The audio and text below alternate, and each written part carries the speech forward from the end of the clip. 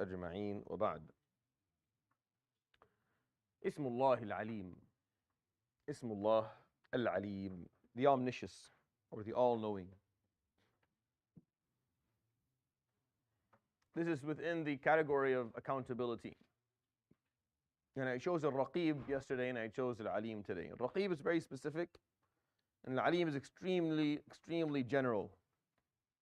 It's one of those umbrella names that has under it many other names that encompass small pieces of what it actually means, like Al-Sami' and Al-Latif and Al-Khabir and Al-Basir and Al-Muhit and Al-Raqib. All these names kind of exist under the general understanding of Ismullah Al-Aleem. It's in the Quran 170 times. 170. If you compare that to the numbers you've heard over the last maybe week or so, where some names are 5 times or 6 times or 1 time or 2 times. 170 times. It tells you that this is one of Allah subhanahu wa ta'ala's names that are conclusional. You can probably come to the conclusion of this name, even if you weren't told, because it's a natural understanding of the deity or the supreme power or Allah subhanahu wa ta'ala in general. It comes in the form of Al-Aleem. It comes in the form of A'lam. It comes in the form of Alimul Ghaybi wa Shahada, the knower of the unseen and the known. It comes in the form of Allamul Ghuyub, the one who knows all that which is unseen. These are all the forms that the name exists within the Quran. It comes with a lot of other names, over 12 different names. It comes with Al-Hakim and Al-Aziz and Al-Wasi' and Al-Qadir and Bikulli Shay and Al-Ghayb wa-Shahada, etc., etc. There are many names that it comes with. It's one of the names that when we talk about other names, we point out if Aleem comes with it or not, and then we explain why. Because Al-Aleem will exist beside another name to clarify a piece of that name. Like it allows us to understand the name that it is associated with. But the name that it comes with the most in the Quran is Ismullah al-Hakim. The highest frequency of the two names together is Ismullah al-Aleem ma Ismullah al-Hakim. And the reason that we have those two names together is because it's His knowledge subhanahu wa ta'ala. How is it going to be used? Knowledge is a powerful tool. It can be either beneficial or it can be harmful. Unless it is associated with wisdom, then there's the potential of it being used in a harmful way. But because it, subhanahu wa ta'ala, is the all-wise, that's for us to feel a little bit more calm about it. That Allah subhanahu wa ta'ala knows all, and that knowledge will be used in a way that is filled with wisdom, so that it will be directed in a beneficial manner, not the opposite. He says subhanahu wa ta'ala, وَعِنْدَهُ مَفَاتِحُ الْغَيْبِ لَا يَعْلَمُهَا إِلَّا هُوَ وَيَعْلَمُ مَا فِي الْبَرِّ وَالْبَحْرِ وَمَا تَسْقُطُ مِنْ وَرَقَةٍ إِلَّا يَعْلَمُهَا وَلَا حَبَّةٍ فِي ظُلُمَاتِ الْأَرْضِ وَلَا رَطْبٍ وَلَا يَابِسٍ إِلَّا فِي كِتَابٍ مُبِينٍ. And the keys to the unseen or the unknown is owned by Him subhanahu wa ta'ala. He has the keys. وَعِنْدَهُ مَفَاتِحُ الْغَيْبِ. He's the only one who knows them. وَيَعْلَمُ مَا فِي الْبَرِّ وَالْبَحْرِ. And He knows that which is on the earth or that which is under the sea. And there is not yet a leaf that falls except He knows it subhanahu wa ta'ala. Nor is there a pebble in the darkness of the earth or the sea. Nor is there something that is moist nor dry anywhere within His creation except He knows about it subhanahu wa ta'ala. And it's in kitabin mubin, it's documented in a clear record. He says subhanahu wa ta'ala, إِنَّ اللَّهَ عِنْدَهُ عِلْمُ السَّاعَةِ وَيُنَزِّلُ الْغَيْثَ وَيَعْلَمُ مَا فِي الْأَرْحَامِ وَمَا تَدْرِي نَفْسٌ مَاذَا تَكْسِبُ غَدًا وَمَا تَدْرِي نَفْسٌ بِأَيِّ أَرْضٍ تَمُوتُ إِنَّ اللَّهَ عَلِيمٌ خَبِيرٌ. He points out subhanahu wa ta'ala 5 things. He said, indeed, Allah subhanahu wa ta'ala is the one who has the knowledge of the hour, the knowledge of the Day of Judgment. And He is the one who descends rain from the sky. And He knows that which exists in the wombs and whether it's decreed for completion or not. وَمَا تَدْرِي نَفْسٌ, and there is no nafs that knows when or where its provision exists. He knows. And there is no nafs that knows exactly where on earth and when it's going to pass away, and He knows. Indeed, Allah subhanahu wa ta'ala is the omniscient and the khabir, and the one who knows the details, subhanahu wa ta'ala. هُوَ أَعْلَمُ بِكُمْ إِذْ أَنشَأَكُم مِّنَ الْأَرْضِ وَإِذْ أَنْتُمْ أَجِنَّةٌ فِي بُطُونِ أُمَّهَاتِكُمْ فَلَا تُزَكُّوا أَنفُسَكُمْ هُوَ أَعْلَمُ بِمَنِ اتَّقَى. He knows most of you. He's the one who knows the most about you. As He created you and had you emerge from the earth, and He knows about you as you exist as fetuses inside the wombs of your mothers. So don't go around talking about your traits. Don't walk the earth claiming goodness. He is the one who knows if you have piety inside your heart or if you don't. Jalla Jalalullah. The Prophet alayhi salatu wasalam, amongst the ad'iyah that he would make, he would say, يَا مَنْ لَا تَرَاهُ الْعُيُونُ وَلَا تُخَالِطُهُ الظُّنُونُ وَلَا يَصِفُهُ الْوَاصِفُونَ. Or the one who is not seen by eyes, nor do minds have the ability to describe, nor do tongues have the ability to describe. يَعْلَمُ مَثَاقِيلَ الْجِبَالِ وَمَكَايِيلَ الْبِحَارِ وَعَدَدَ قَطْرِ الْأَمْطَارِ وَعَدَدَ وَرَقِ الْأَشْجَارِ وعدد ما أظلم عليه الليل وأشرق عليه النهار يا من لا تواري منه سماء سماء ولا أرض أرضا ولا بحر ما في قعره ولا جبل ما في وعره.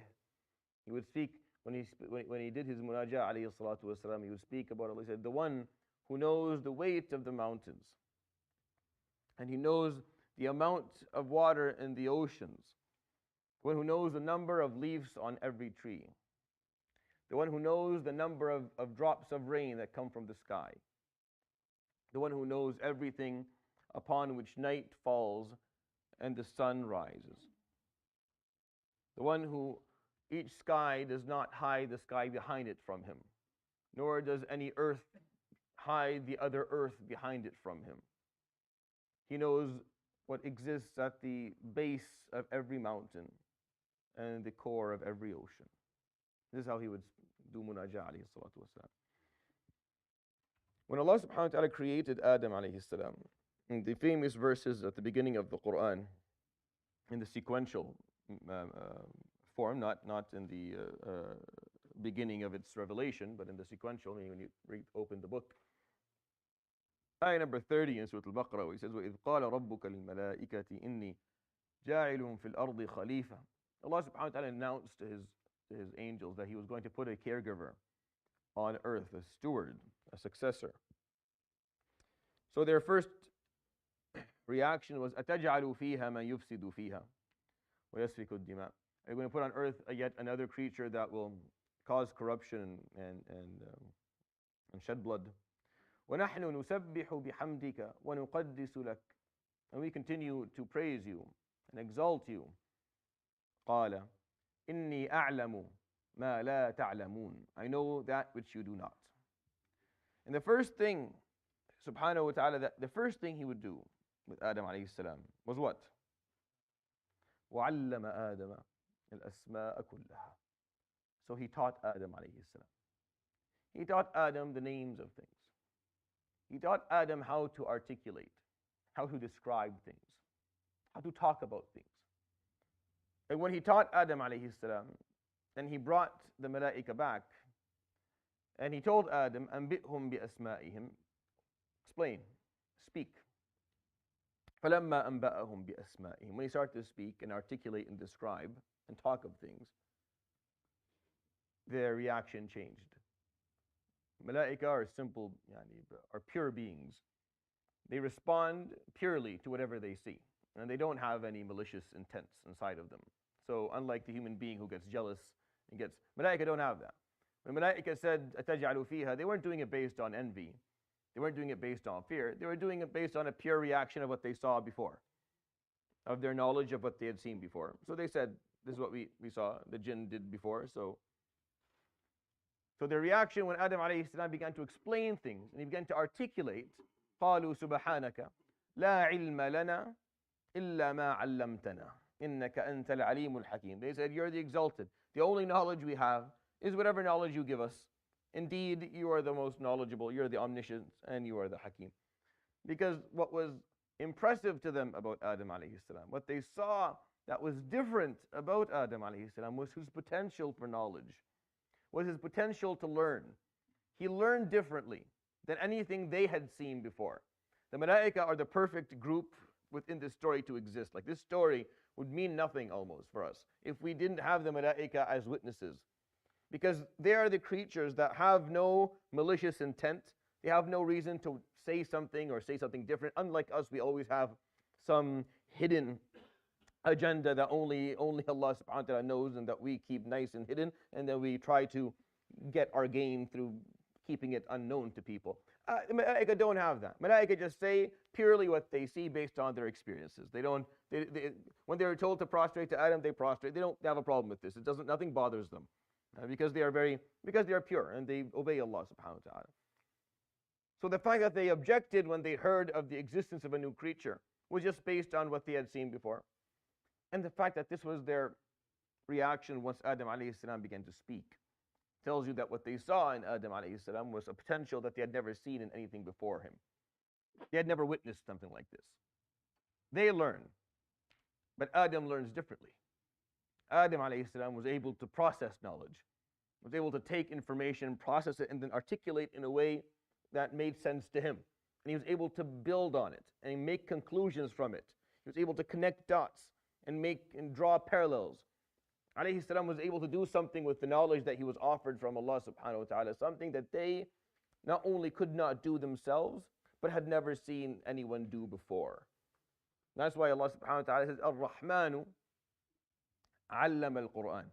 The first thing that Ar-Rahman subhanahu wa ta'ala does, he taught the Quran. He made the knowledge of the Quran available. He made sure that it was something that could be learnt. خَلَقَ الْإِنسان. He created the human being. عَلَّمَهُ الْبَيَانِ. And he taught him to speak. He taught him to speak. He taught him to articulate. Al-Bayan is to articulate, to describe, to explain things. The ability to make sure, to take a piece of information and allow someone else without actually experiencing it to understand it. That's how knowledge is based. If you could only understand things you experienced, then life would have been very different as human beings. Only the person who experienced the chemistry or the physics or the math would be able to understand it. Only the person who actually went to the jungle and saw the biology and the geography could. But no, we can put that in a book for you, and we can write things about it, and you can read, and you can understand. That's why the first word that was revealed to the Prophet ﷺ, Iqra. The first word ﷺ would receive from Allah is read. And read not in this term of reciting the written letter. That is utlu. There's other commands for that in the Quran, and that's important too. But iqra is to read as in to comprehend, as in to understand, to read between the lines, to read something in an abstract manner, in a figurative way. I mean, to take a lesson from something. After witnessing, taking the lesson. You use this term all the time. When we say read between the lines, or read this situation, or people on the news, what is your reading into this? He didn't read a book, he observed a scenario, and this is what he understood from it. He's going to explain to you what he believes is the underlying message, or the problem, or based on previous experiences, what this one's going to look like. It's the concept of the learning. A number of important points to know about Allah subhanahu wa ta'ala's ilm. He says, subhanahu wa ta'ala, وَسِعَ كُلَّ شَيْءٍ رَحْمَةً وَعِلْمًا. وَسِعَ كُلَّ شَيْءٍ رَحْمَةً وَعِلْمًا. Allah subhanahu wa ta'ala encompasses everything with two things, with His rahmah, with His compassion, and with His knowledge. He doesn't use that term, wasi'a, meaning everything falls under His ability to show compassion and rahmah, and to have the knowledge of. He doesn't use any other attribute, subhanahu wa ta'ala, within that phrase or that phrasing. In the Quran, رَبَّنَا وَسِعْتَ كُلَّ شَيْءٍ رَحْمَةً وَعِلْمًا فاغفر للذين تابوا واتبعوا سبيلك وقهم عذاب الجحيم. That's how the malaika praise their Lord. Oh our Lord, وسعت, you have encompassed everything through your compassion, through your rahmah, and through your knowledge. They don't use qudra, they don't use rizq. No, they don't use that, because not everything gets the same amount of provision. Some things their provision ends. His potency, subhanahu wa ta'ala, his qudra, is only based on the mumkinat, not the mustahilat. It has to be stuff that have possibilities to them, not something that has no possibility to. So encompassing only exists for two things. And if you follow along the concept of ilm, you find that it's always associated with rahmah. Iqtiranul ilmi bil rahmah in the Quran is very is something that is repetitive. You find it at least in 12 different places in the Quran. Where he talks about ilm, he talks about rahmah. I'll give you a few examples. At the beginning of Surah Saba, يَعْلَمُ مَا يَلِجُ فِي الْأَرْضِ وَمَا يَخْرُجُ مِنْهَا وَمَا يَنزِلُ مِنَ السَّمَاءِ وَمَا يَعْرُجُ فِيهَا. He knows that which enters the earth and that which comes out of it. He knows that which comes down from the sky and that which goes back into it. وَهُوَ الرَّحِيمُ الْغَفُورُ. The only place in the Quran where Rahim comes before Ghafur. Everyone else is Ghafur Rahim. Every other part in the Quran is Ghafur Rahim. The only time Rahim al-Ghafur in this ayah, when he spoke of his knowledge, subhanahu wa ta'ala, al-Rahim. When Allah subhanahu wa ta'ala talks about, in the story of Musa wal-Khadir, عبدا من عبادنا آتيناه رحمة من عندنا وعلمناه من لدنا علما. One of our servants whom we granted our compassion to, and we also taught and gave him knowledge that he didn't have before. In Surah Al-Qasas, رَبُّكَ يَعْلَمُ مَا تُكِنُّ صُدُورُهُمْ وَمَا يُعْلِنُونَ. Indeed, your Lord knows that which they hide in their chests and that which they make public. Right after that, وَمِنْ رَحْمَتِهِ جَعَلَ لَكُمْ. From his compassion, he made the night for you a time to sleep and the day for you a time to stay awake. Etc., etc. The verses go on and on. وَالرَّاسِخُونَ فِي الْعِلْمِ يَقُولُونَ كُلُّ مِنْ عِنْدِ رَبَّنَا هَبْ لَنَا مِنْ لَدُنْكَ رَحْمَةً. الرَّاسِخُونَ فِي الْعِلْمِ, those who have established their knowledge, amongst the dua that they make, هَبْ لَنَا مِنْ لَدُنْكَ رَحْمَةً. Grant us from you a mercy. Well, why? Why out of all the ad'iyah?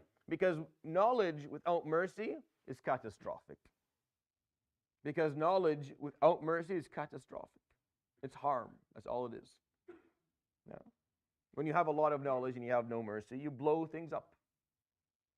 Right? You drop bombs on large groups of people and you kill them in the millions. You have the knowledge, you know how to put the chemicals together. You know something. No mercy, you kill a lot of people. No mercy, you abuse people. You take the advantage of them. You ruin the environment. You enslave them. You treat them like lesser than yourself.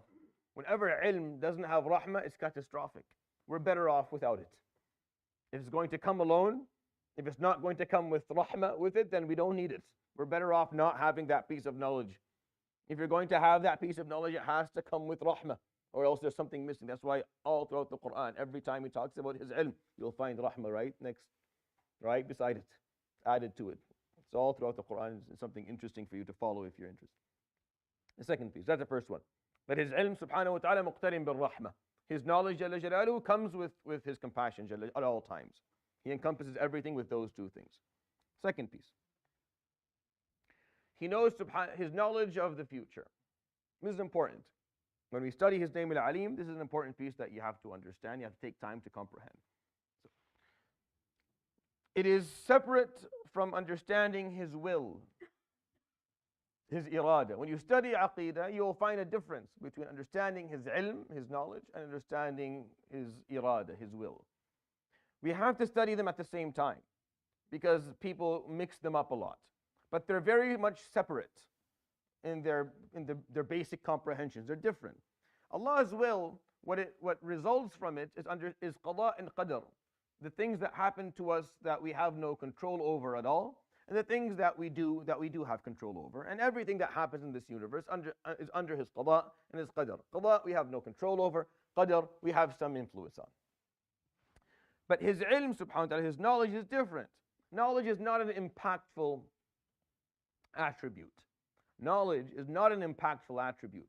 Knowing something or not knowing something does not affect its existence or the way that it actually functions. Ilm is not impactful. صفة غير مؤثرة. I know that chickens lay eggs. If I stop knowing that, chickens will still lay eggs. They're not affected by whether I know that or not.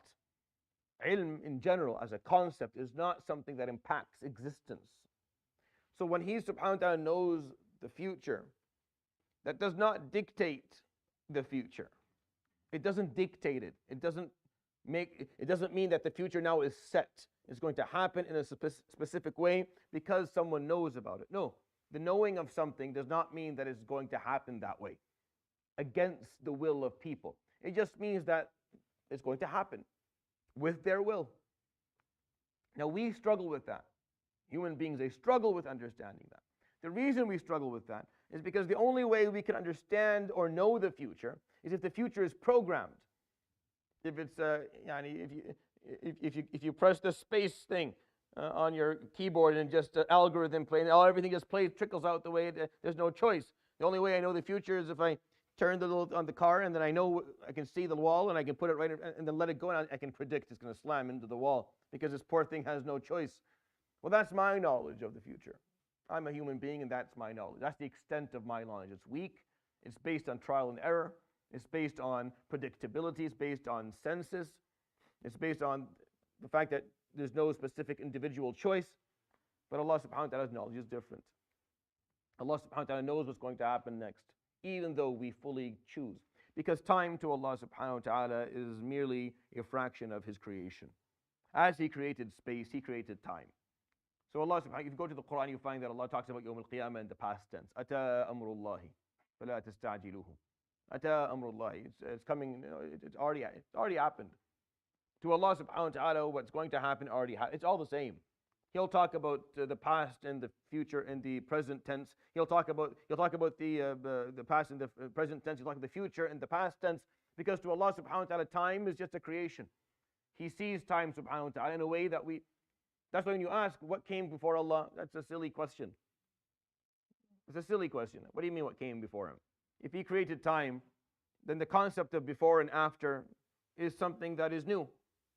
It's something it's a creation. My and your understanding of everything requiring something before it and something after it is a fraction of His creation. He made things that way. That's why my brain always wants to know what's before something, what's after something, what's before something, what's after something. So I understand stuff. I can't understand anything outside of time. Allah subhanahu wa ta'ala is not a part of time. So saying what came before you is assuming that He's a part of time, and He isn't. So how do you understand? How do you use that phrase? That's a useless term. It's a term that has no meaning to it. So when Allah subhanahu wa ta'ala knows the future, Jalla Jalalullah, it's because to Him this is all the same. Because the past and the present and the future are things that He knows subhanahu wa ta'ala equally. If He didn't, this is why this name is in the Quran 170 times. Because this is a conclusional name. You come to this conclusion. If you believe in Al-Wahid Al-Ahad, then probably the next thing He's Al-Aleem. He's the Omniscient. Because if He wasn't, then He wouldn't be really a God, would He? He'd be a very strong being, but He wouldn't be God. Jalla Jalalullah. Subhanahu wa ta'ala taqaddasa Jalla Jalaluhu. This is important, this is just to understand. If He didn't know what's happening next, then why would you worship? Anyone who doesn't know what's going to happen next is ignorant of what's coming next.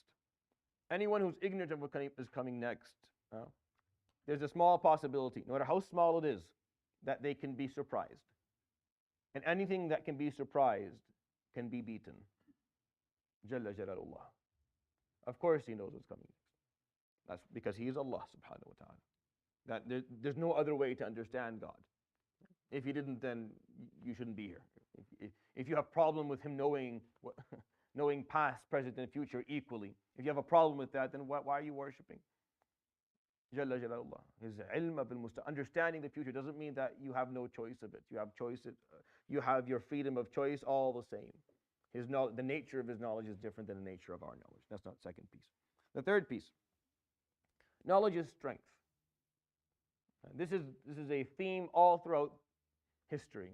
Implementable knowledge is strength. It brings power.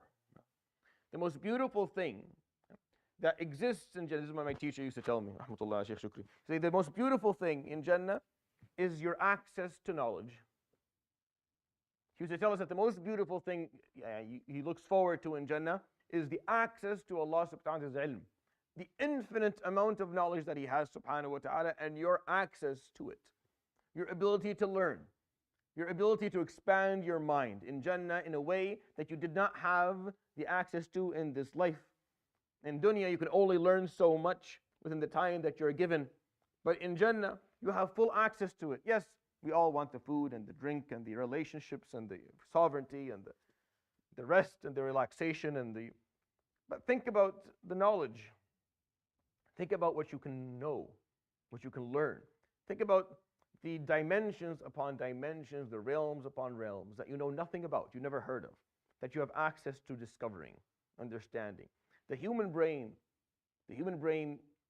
finds more happiness and more joy in learning something new and understanding it than it does in the highs of food, drink, and sex. In learning, the human brain finds more joy in that. But because we've been conditioned to a certain degree through the beautiful institution of school, because that amazing institution has conditioned us to find knowledge boring, to find it something that is forced upon you, to find it given to you in a packaging that is not that is not intriguing, it's not interesting, it does not bring out your curiosity.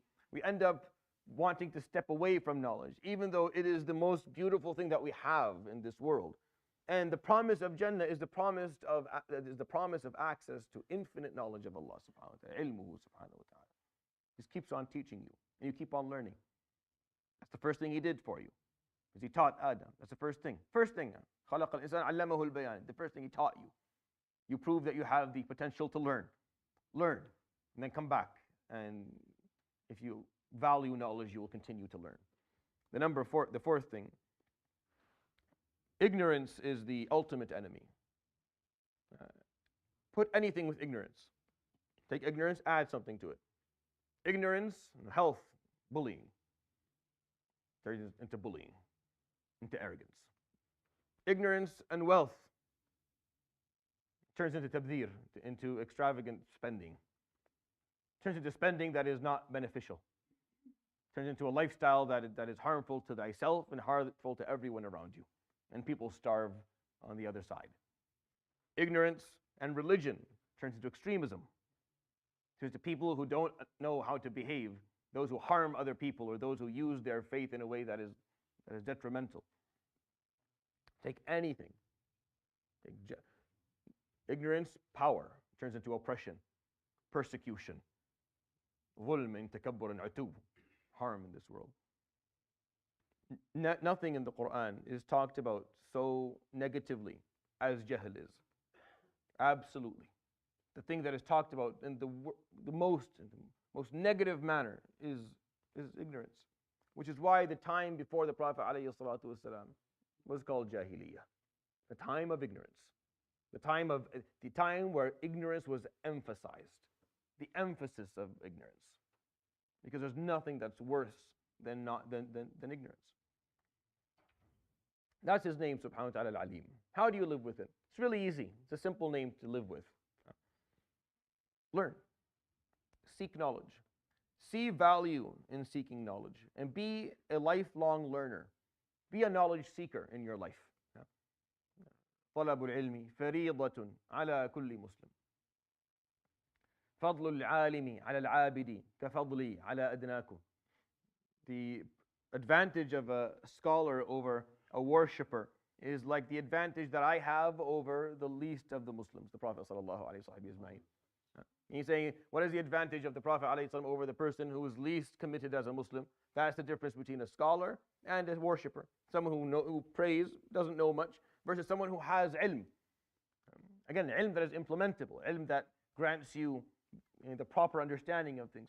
He says, عليه الصلاة والسلام, إن الملائكة من سلك طريقا يلتمس فيه علما سهل الله له به طريقا إلى الجنة. The person who chooses a path in life where they are constantly and continuously seeking knowledge, Allah will ease for them a pathway to Jannat al-Na'im. وَإِنَّ الْمَلَائِكَةَ لَا تَضَعُ أَجْنِحَتَهَا لِطَالِبِ الْعِلْمِ رِضًا بِمَا يَصْنَعُ. The malaika will cushion the footsteps of a knowledge seeker in appreciation of what they're doing. To the malaika, this person understands. This person figured out what's valuable in this world, what has importance in this world. He's not running after, she's not running after status and power and wealth and fame. They're after knowledge. They figured it out. They figured it out. حتى الحيتان في البحر لتستغفر لطالب العلم. Even the whales in the sea ask Allah for forgiveness for the person who is seeking knowledge. وإن العلماء لم يورثوا درهما ولا دينارا ولكن ورثوا العلم وإنما ورثوا العلم. See, the prophets did not leave wealth behind them. They didn't leave any money. Their inheritance is not wealth, it's not money. Their inheritance is ilm, is knowledge. فَمَنْ أَخَذَهُ أَخَذَ بِحَظٍ وَافِرٍ. The person who takes that knowledge took the most valuable thing they'll ever take. Is taking this knowledge. إِنَّمَا يَخْشَى اللَّهَ مِنْ عِبَادِهِ الْعُلَمَاء. The one who truly reveres Allah is the scholar, is the scientist, is the one who understands.